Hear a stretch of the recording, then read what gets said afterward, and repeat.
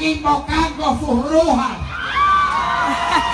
prendiendo saumerios, dirigiendo sus invocaciones, quizá a su comandante eterno, para que este acto de hoy, a consecuencia de la lluvia, tuviera el melancólico aspecto de un velorio. Como siempre, los malos pelan bola. Y llueve, trueno, relampaguee. En Vargas o en cualquier sitio de Venezuela, los que hemos recibido circunstancialmente el encargo de representar a una inmensa mayoría de los venezolanos que quiere quitarse de encima esta pesadilla, vamos a honrar esa encomienda, ese deber, a costa de lo que sea. Yo no quiero comenzar a rendir lo que yo espero sea un breve informe político, porque es necesario que nuestra gente esté perfectamente bien informada de las circunstancias que hemos tenido que manejar y que debemos sortear. No quiero comenzar sin evocar con sentimiento, con mucho afecto, con gran cariño, con emoción, a nuestros ilustres presos, a Leopoldo López, a Antonio Ledesma, Manuel Rosales, a los más de 80 jóvenes secuestrados en la hermosa tumba de Sevilla. Así es. A los que están en la penitenciaria general de San Juan de los Morros, purgando solo el delito de haberse expresado públicamente como partidario de la revocación de este régimen de ignominia. Unas cuantas observaciones que digo deben formar parte de la información que nuestra gente debe manejar. Ayer todos presenciamos con estupor y, por qué no decirlo, con una gran arrechera a la comadre mayor, a la que ha hecho del Consejo Nacional Electoral, que debe estar puesto al servicio de todos los venezolanos, y a la expresión de la voluntad popular, una especie de agencia cloacal de este régimen que se derrite de Curillo. Ayer, entre sofismas y pseudotecnicismo, la señora que se había dicho que iba a fijar definitivamente los 3 días precisos en que íbamos a activar el referéndum revocatorio, arrimando a las máquinas de validación más de 4 millones de voluntades, se fue por las ramas con pseudotecnicismo, porque a última hora el gran miedoso que se derrite de miedo en Miraflores le dijo que no fijara fecha, que dejara en el aire la incertidumbre, porque esa es una manera capaz de sembrar el desánimo, el desgano, la frustración de la oposición. Que poco conocen a este país. Se supone que quienes ejercen la más importante magistratura deberían conocer al detalle cuál es la voluntad y cuál es el estado de conciencia del pueblo venezolano. Casi que nos dice ayer que van a fijar una fecha y condiciones como para que el referéndum revocatorio no se haga este año. Y queremos decirle a esas 4 zánganas y que me demanden si se atreven, a esas 4 comadres que han hecho del Consejo Nacional Electoral un pudridero, que los venezolanos vamos a salir en tropel masivamente en la fecha que indiquen para validar nuestra firma. Así es.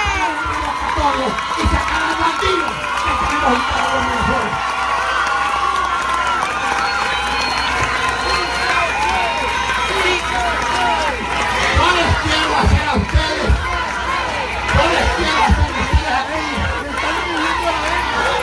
algunas revelaciones para que conozcan más o menos al menudeo los ardides de que está echando mano esta comparsa de bandoleros y de bandoleras instalados en Miraflores, Discúlpame. en esa cloaca que es la mal llamada Sala Constitucional del Tribunal Supremo de Justicia y en ese mal llamado Consejo Nacional Electoral.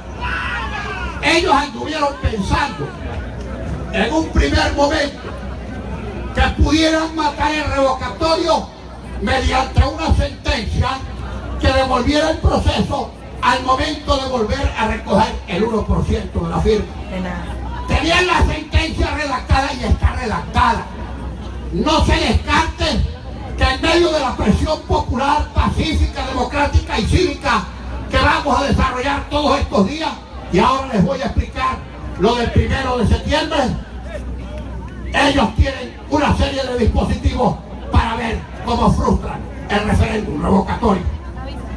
La sentencia la detuvieron por un rato, ahora se les ocurrió otra, que como el promovente del referéndum revocatorio es la Mesa de la Unidad, ya ustedes oyeron a ese psiquiatra que más bien es loco, que es titular circunstancial y temporal de la alcaldía de Caracas y que funge de jefe de campaña en todos los procesos de este gobierno, ya escucharon decir que bueno, que entre otras cosas está pendiente una acción en la cloaca judicial para ver si invalidan a la MUD. Ellos piensan, dirán como en el refrán popular, muerto el perro se acaba la rabia. Pues bien, aunque nosotros no somos perros, tienen razón en lo de la rabia. Tenemos, como toda Venezuela, una gran rabia contenida porque hemos tenido que padecer la ignominia y la maldición del peor gobierno que ha tenido Venezuela en su historia republicana. La super maldición. Pero, atención, a ellos se les ha ocurrido que si invalidan o ilegitiman a la MUD, por lo que a ellos se les ocurra, automáticamente el referéndum se moriría por falta de promovente. Si ustedes me preguntaran a mí aquí, yo diría que quizá no se van a atrever a tanto por la reacción internacional que semejante despropósito va a generar. Pero repito, pretensiones de dictar sentencias para anular el revocatorio, pretensiones de invalidar a la MUD y pretensiones de ya fijadas las últimas semanas o los últimos días de octubre para que arrimemos los más de 4 millones de firmas, realizar todo tipo de artimañas, como ya hicieron cuando validamos el 1% de la firma, para que donde haya mucha gente no haya máquina y donde no haya gente haya máquina. Eso fue lo que hicieron para el 1%. Yo creo que eso es lo que están preparando. Y nuestra aspiración es que si una elección presidencial se activa la totalidad de la plataforma electoral, es decir, 42.000 mesas en unos 14.000 centros de votación para un día, pues bien, como el proceso de arrimar las firmas dura 3 días, nos conformamos con tener al menos una tercera parte o algo más del número de máquinas para revocar a Maduro. Eso es lo que estamos planteando, porque a nosotros no nos van a despachar con la fijación de una fecha peregrina que deje el revocatorio para más nunca, para después entramparnos y decir, bueno, ya les dimos la fecha, pero no reunieron la firma. ¿Y cómo las vamos a reunir si no ponen máquinas? ¿Y cómo podemos llevar los 9 millones que aspiramos, no 4? ¡Coño, 9! ¿Cómo los podemos animar si las 4 comadres no ponen máquinas para llevar a la gente? Entonces, la presión cívica, la presión ciudadana, que tiene que continuar en el sentido de que ellas tienen que aterrizar y fijar la fecha definitiva del mes de octubre en que vamos a validar, tienen también que determinar la plataforma y el número de máquinas. También les quiero hacer otra revelación. A mí me comunicó en privado un diputado de la bancada de la traición, es decir, del gobierno, a quien le escuché el discurso que pronunció en la Cámara, donde ya nos anticipaba la posibilidad de matar el revocatorio, retrotrayéndonos, como antes dije, al momento de recoger otra vez el 1% de la firma, me expresó en privado que ellos estaban entre matar el revocatorio de una vez con una sentencia y matarlo indirectamente con la decisión de poner a recoger otra vez las firmas del 1, habían preferido eso. Pero que en todo caso, para superar el mal clima internacional de opinión, que iba a haber en esto un ardid para escaparse del revocatorio, que ellos entonces iban a decir, no le tenemos miedo a la consulta, no queremos esta consulta porque ha sido organizada y promovida fraudulentamente, con trampa, pero aquí vamos a hacer las elecciones de gobernadores. Yo le dije hoy a algunos compañeros aquí en Vargas lo que les he dicho en otras partes, y ustedes saben que yo hablo sin complejo, yo hablo muy directamente. Aquí en el estado Vargas, ojo, o mejor dicho, oído, aquí en el estado Vargas hay varios aspirantes a la gobernación del estado. Atención, pongan cuidado a lo que voy a decir, incluyendo a los propios aspirantes. Muy bueno que haya varios aspirantes. Las aspiraciones personales a cualquier cargo de elección popular no es ninguna herejía en democracia, al revés. Cuanto más candidatos, más chance la gente tiene de escoger el que sea de su preferencia. Ahora, esos candidatos deben poner su aspiración como motores, como dinamos, para promover el referéndum revocatorio, porque si no hay referéndum revocatorio tampoco va a haber elecciones de gobernadores. Así es. Y permítanme que esta pequeña digresión la empate con lo central de las palabras que venía diciendo. Entonces, me dijo el diputado en privado, como fue en privado no puedo usar su nombre, matamos el revocatorio, pero para salvar la opinión internacional, hacemos las elecciones de gobernadores como una demostración de que no le tenemos miedo a la consulta popular. Estate quieta, mi vida, que no le puedo responder a cada uno. Que hable. Sí, aquí no hay campana. Bueno, pero les quiero decir algo. Hablarle a este gobierno del proceso electoral que sea, de que vamos a elegir la reina de carnaval de San Juan de las Galdonas y la oposición va a presentar su candidata y este régimen atroz tiene derecho a presentar la suya, no quieren ese proceso porque saben que van a perder. Que si tuviéramos que escoger por votación popular el cura párroco de Timote y tuviéramos chance nosotros de apoyar un candidato y el gobierno otro, tampoco quieren, porque el truquero cura que ellos propongan va a perder con el candidato que proponga la oposición. Por una razón muy sencilla, porque cualquier candidato que proponga el gobierno en cualquier instancia, cualquier cargo de elección popular, va a perder de calle porque el pueblo electoral se hartó, se obstinó de estos bandidos que ejercen el gobierno durante los últimos 18 años. Entonces, el tiro es doble. Ellos no quieren ni referéndum revocatorio este año, ni elecciones de gobernadores tampoco.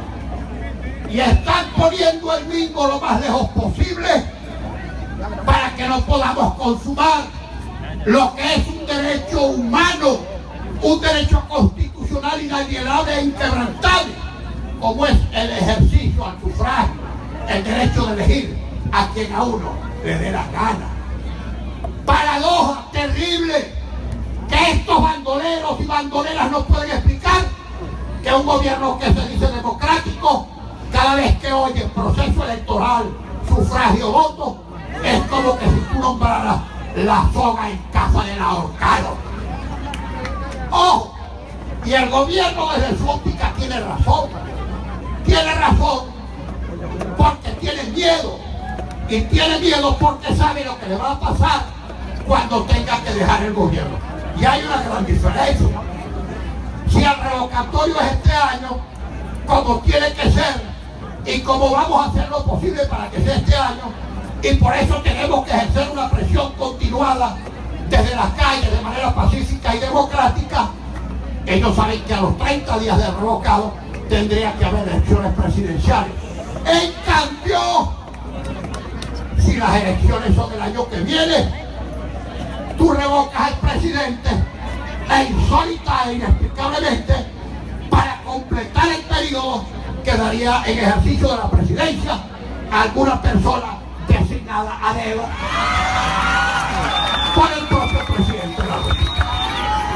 Entonces mucha gente se diría, entonces ¿para qué vamos a revocar el año que viene si de todas maneras la vaina se queda con ellos? Por eso es que decimos que es este año. Y les voy a explicar otra cosa. A veces lo que hacemos en la mesa y lo que hacemos es producto de muchas reflexiones y muchas meditaciones y de la ponderación de muchos factores e informaciones, porque queremos aceptar, no nos queremos equivocar. Corrimos la manifestación para el día 1 de septiembre, lo que hemos denominado Gran Marcha o Gran Toma de Caracas, para presionar popularmente la realización del referéndum revocatorio este mismo año. Nos han dicho, si lo convocamos de un día para otro y la manifestación no resulta muy concurrida, nos dicen los críticos, porque hay alguna gente a quien se le hace agua a la boca, se babea, diciendo ser opositores y criticando a la oposición. No critican al gobierno nunca, nunca. Critican siempre a la oposición y se las dan de opositores. Un coño opositores, chicos. Opositores somos los que estamos aquí.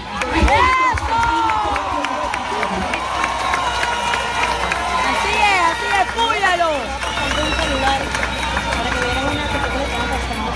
Bueno, si convocamos de un día para otro y el evento resulta flojo de asistencia directa, los mudos de la MUD se equivocaron, no fue nada. Bueno, para lograr una convocatoria más eficiente, nos tomamos algunos días y correrla para el 1 de septiembre. ¿Y por qué tan lejos?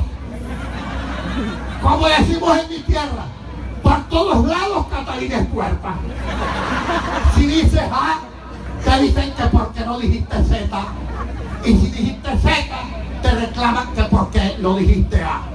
Bueno, nosotros hemos asumido nuestra responsabilidad porque queremos ser eficientes, porque tenemos el oído pegado del suelo, porque estamos en contacto diario con toda la gente en todos los lugares del país, viviendo sus dolores, sintiendo sus angustias, interpretando cada rabia, porque no se consigue la comida, porque no se consigue la medicina, por la inseguridad y porque lo poco que se consigue tiene precios que el común de la gente no puede pagar.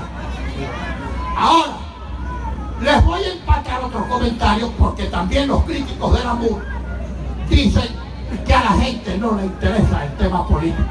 Ciertamente, si tú encuestas a la gente y le preguntas que qué es lo que más le interesa, te dicen que la comida, que la medicina, que los precios, que la inseguridad, etcétera, etcétera. Y no te mencionan ni el tema del revocatorio ni el tema de los precios. Pero cuando tú le preguntas a la gente, ¿usted quiere o no quiere el revocatorio? El 80% te dice, más de 80%, sí quiero revocatorio este año. Y cuando tú le preguntas, ¿quieres que los presos y los exiliados sean amnistiados o indultados y regresen? Y se han puesto a gritar, sí, más del 90% está de acuerdo con la liberación de los presos y el regreso de los exiliados. Y me voy a otro tema que no es colateral sino como directo. ¿Cómo puedes tú resolver los problemas económicos y sociales si no sales de un gobierno que, abrazado a un modelo político, fue quien creó este caos? Tú este caos esta desgracia, esta tragedia, esta decadencia, esta porquería en que nos han convertido nuestras vidas, no la podemos resolver mientras este gobierno de narcotraficantes, de ladrones y de ineficientes tenga copada la administración pública como lo tiene. Y como es incapaz de rectificar este modelo ruinoso que solo bullía en la mentalidad enfermiza, psicopatológica, desviada, perturbada de Hugo Chávez, que fue el primer autor de esta desgracia y le dejó de herencia al hijo bobo y arruinado. Si no cambiamos el modelo, si no cambiamos el modelo, y eso pasa por el cambio político, no podrá cambiar la tragedia económica ni la tragedia social. Esa es la explicación.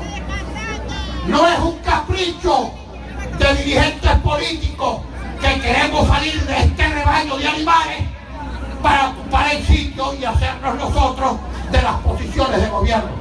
No, la responsabilidad de la dirigencia política opositora, cuyo principal eje es la Asamblea Nacional, que se ha opuesto a este gobierno y que este gobierno no va a poder dominar, es propiciar un cambio político de manera democrática, pacífica y electoral.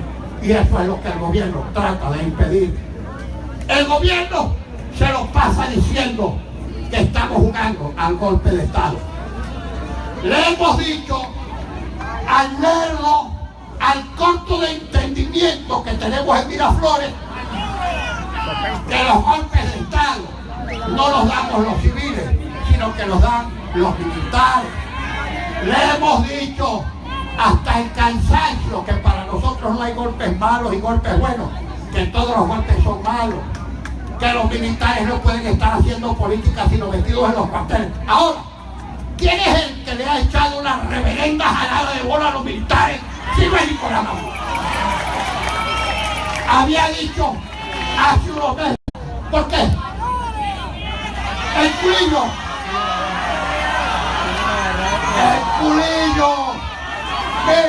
Miren ustedes, el primer preso político de este país es Nicolás Maduro. No es dueño de sus actos, no tiene guáramo ni autoridad para tomar ninguna decisión. Cada vez que pretende corregir algo, le dicen otros con quienes comparte el poder, estás traicionando los principios de la revolución. La memoria del coño comandante Eterno. Y entonces el tipo, el pobre desangelado, lerdo, falta de autoridad, recula para atrás. Por cierto, les quiero decir algo. Tenemos un presidente que es como las lapas, que duerme de día y sale de noche.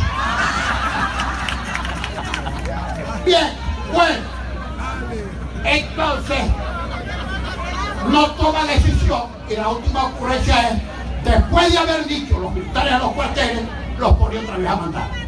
Imagínense ustedes esta pendejada, el monopolio de las armas y de la violencia, la compañía para explotación de petróleo y de gas, petroleras y mineras, y ahora la distribución de alimentos para controlar al país por el estómago. Claro, lo que pasa es que estos milicos tampoco se van a morir de inteligencia. Tampoco. Porque lo que le han entregado es una pelota envenenada. Es una facultad letal, mortal. ¿Qué van a distribuir si no hay comida? ¿A qué precio si están por las nubes? Entonces ya el pueblo le está echando a los militares para terminar de desbarrancarlos por el sótano en el que se encuentra su ínfima reputación, la rabia de la gente, porque ahora la gente dice que son los militares los que se roban la comida. Pero en todo caso, así les haya entregado una facultad podrida, distribuir los alimentos que no existen, en la práctica Maduro ha nombrado una especie de copresidente. Por eso, el otro día, un periodista preguntó que cuándo iba a aceptar el diálogo con el presidente. Y le dije, no hagan no ni sí. Esta es una materia muy complicada para despacharla con un símbolo. Vamos a usar la cabeza. Le dije, pero ¿con cuál de los dos hablo? Porque aquí hay dos presidentes. Hay uno civil que no parece presidente y hay uno militar que parece el padrote. ¿Con cuál habla uno? ¿Quién es el que decide? ¿Quién toma las decisiones de Estado? ¿Con quién vamos a establecer una interlocución para decir quién es el que va a cumplir de la otra parte? Porque del lado de la mesa nosotros tenemos diferencias, pero tomamos nuestras decisiones y esas decisiones se convierten en conducta y salimos todos a defenderlas. Pero del otro lado, ¿quién tiene capacidad de compromiso? ¿El civil o el militar? Esa es una duda que dejo y ojalá que alguno de estos días el presidente civil, o sea, el copresidente, le informe al país quién es el que tiene el don de mando en Miraflores. Por cierto, perdónenme ustedes el extravío.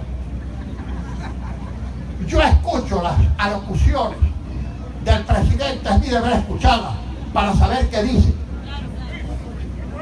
Para saber qué dice y para uno contraargumentar, para no permitir que desinforme al país con sus cadenas interminables de radio y televisión a través del Sistema Nacional de Medios Públicos.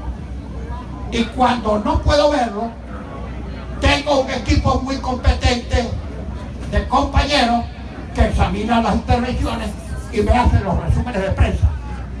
Cada vez que lo veo o que leo los resúmenes, digo, pero bueno, esta fijación que este tipo tiene conmigo, por Dios.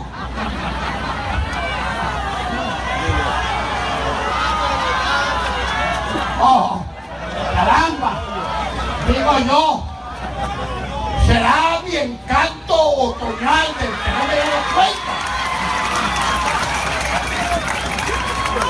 Por Dios, ¿qué le pasa? Señor, yo estoy felizmente casado. Yo quiero a mi esposa. Perdóname el chiste, pero es que lo aguanto. Bueno, y dele. Entre otras cosas, porque no sé quién le ha recomendado a él que de esa manera puede sembrar intrigas en la oposición. Di que el jefe de la oposición es Ramos Ayú. Y tú, Ramos Ayú, eres el jefe de la oposición. Mira, bolsiclete, en la oposición no comemos castillo. La oposición no tiene capataz, ni líder único, ni jefe, ni padrote. Tenemos líderes y lideresas para repartir.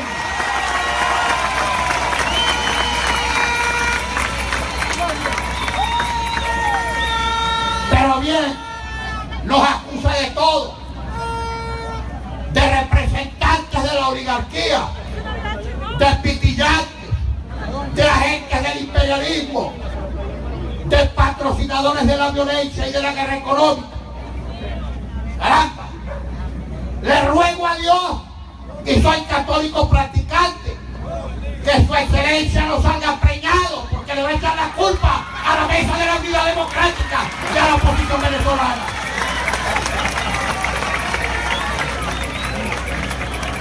Pero en fin, todas estas tribulaciones y esta tragedia que estos ruines han desparramado los últimos 18 años sobre Venezuela constituye un antimilagro que ni a la más larga de las imaginaciones se le había ocurrido.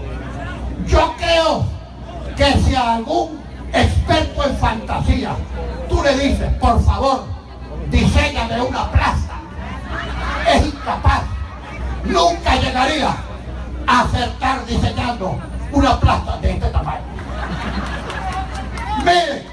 Mire, que suena puede creer. Y cuando uno lo explica en el extranjero, la gente se queda con la boca abierta y hasta tiene dudas. Esta es una exageración de un opositor venezolano. Cuando tú le dices a la gente afuera que en un país de 32 millones de habitantes, estos desgraciados han dispuesto de la bicoca de 997.000 millones de dólares, más 160.000 millones de endeudamiento, más toda la renta interna producto de los impuestos que pagan, unos por su renta y otros por el consumo, esa inimaginable masa, o se la robaron o la despilfarraron, pero en definitiva no han sembrado ni progreso, ni bienestar, ni futuro para los venezolanos. Y yo les quiero decir a ustedes que en Venezuela sí hay futuro, pero la única forma de alcanzar el futuro es examinando qué nos trajo hasta esta desgracia y cómo tenemos que salir de esta desgracia para poder tener el futuro al que todos los venezolanos tenemos derecho. Y sobre todo las generaciones más jóvenes, padres y madres adultos, explíquenle a sus hijos, niños o adolescentes, que no tienen conocimiento de lo que fue la Venezuela, que le brindó a sus generaciones oportunidades de trabajo y de bienestar, riqueza y prosperidad, que Venezuela nunca había sido así. Venezuela no había sido nunca así. Este no era un país en que los ciudadanos se odiaban. Aquí no se perseguía al que se expresaba libremente. Aquí no se perseguía al que generaba riqueza para fomentar empleo y prosperidad. Aquí no se perseguía a ningún venezolano que quisiera trabajar de buena fe por su país. Estos llegaron y todo lo que tocaron o se lo robaron o lo echaron a perder. Si diga el Estado Vargas cuál es su situación después de aquel trágico deslave. Proyectos, más proyectos, fantasía, anuncio de recursos imaginarios, y simplemente la situación del pueblo de Vargas es una situación terrible, es una situación patética, es una situación dolorosa.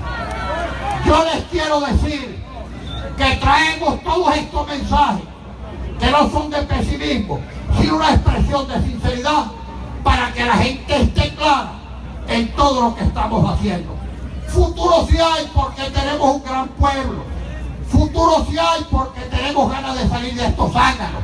Futuro sí hay porque Venezuela es tan grande que va a sobreponerse y a superar esta desgracia que nos ha caído como un rayo en los últimos 18 años.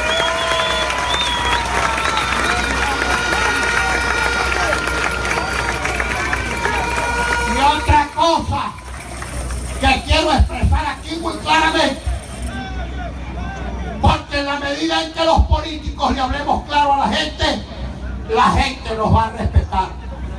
Me da terror estos políticos que cogen el micrófono parándole bola a esos expertos, a esos asesores de imagen y a los expertos en una vaina que se llama marketing. La desgracia de los políticos es que se ven mucho en el espejo antes de salir de su casa y se rodean de la familia y la esposa de vez en cuando dice: ay papi, tienes una cara de presidente o de gobernador o de alcalde, y el tipo sale con esa chancleta en la cabeza viéndose ya presidente, gobernador o alcalde. Desgracia, repito, el envilecimiento, el envanecimiento y el carajo espejo en la casa de los políticos. Y quiero decirle algo, porque repito, en la medida en que seamos sinceros, podemos perder popularidad, pero vamos a ganar mucho en respeto y en acierto, que es lo más importante. Les quiero decir lo siguiente: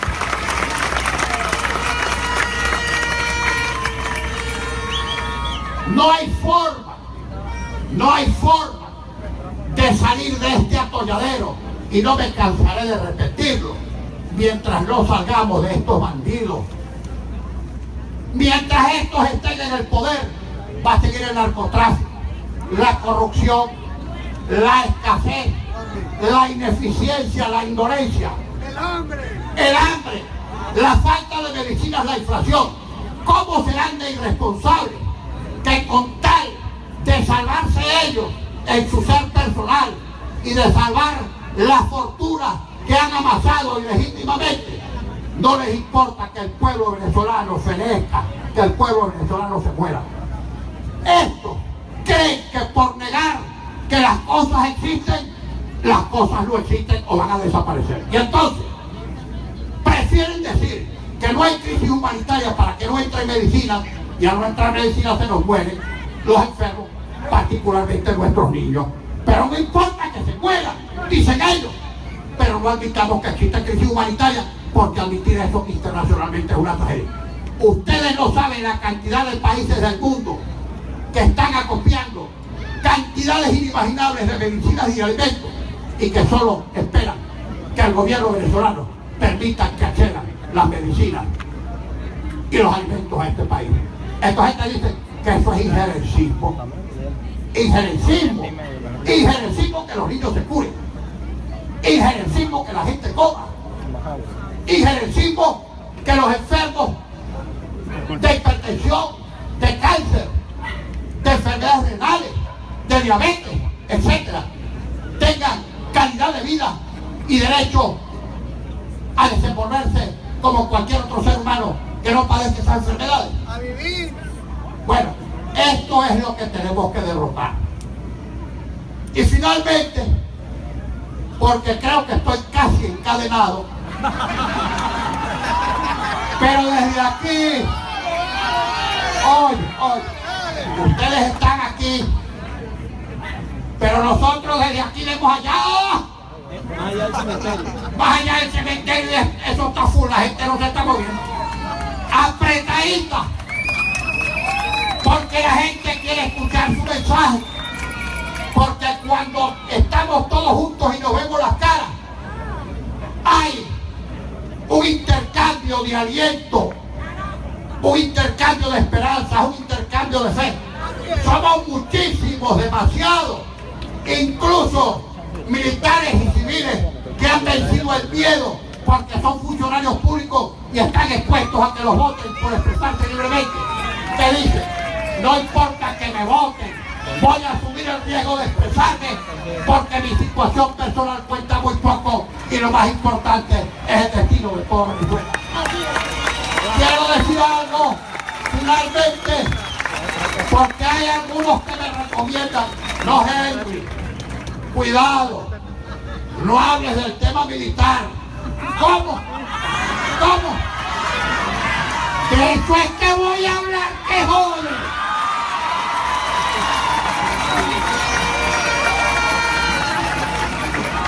No, que no te refieras a Chávez para no herir los sentimientos de la base chavista. Mira, nosotros a la base chavista no tenemos nada que reclamarle. Defraudada como todos los venezolanos y sometida a los padecimientos comunes, pero además defraudada porque se siente que creyó una esperanza y siente que simplemente fue utilizada para colmar los delirios de poder de un megalómano, de un psicótico, de un enfermo mental que debería estar vivo para que pagara las consecuencias de sus propias vidas. Lo único que tenemos que decirle a la base chavista es que no tenemos nada que reclamarle, porque ellos creyeron en una esperanza y quienes defraudaron y estafaron su esperanza fueron otros. Ellos no son victimarios, ellos son víctimas. Y todos, en su inmensa mayoría, yo creo que más de un 80% de lo que antes fue base chavista, hoy está con nosotros en la oposición, pidiendo un cambio para salir de este régimen de bandidos. Hay un diputado suplente de chavismo que se vino, diputado legislativo. Compañeros de mar, cuando uno se monta en esta tribuna y ve allá profundo, lo mismo que ve en cualquier parte de Venezuela, uno se va con el alma inflamada de alegría. Amén. Uno se va con el frescor del colirio popular en los ojos. Contento porque uno sabe que al fin nuestro pueblo ha despertado y está dispuesto a lograr que aquí haya un cambio para que Venezuela vuelva a ser un país próspero y feliz. Y ese es el mensaje. Por eso todo, contra viento y marea, por encima de amenazas, de acechanzas y de obstáculos, a la gran toma de Caracas el próximo 1 de septiembre para lograr nuestro referéndum revocatorio este año, 2019. Muchas gracias, gente de Vargas. Dios los bendiga, Dios bendiga Vargas, Dios bendiga Venezuela, Dios bendiga a su pueblo. Muchas gracias.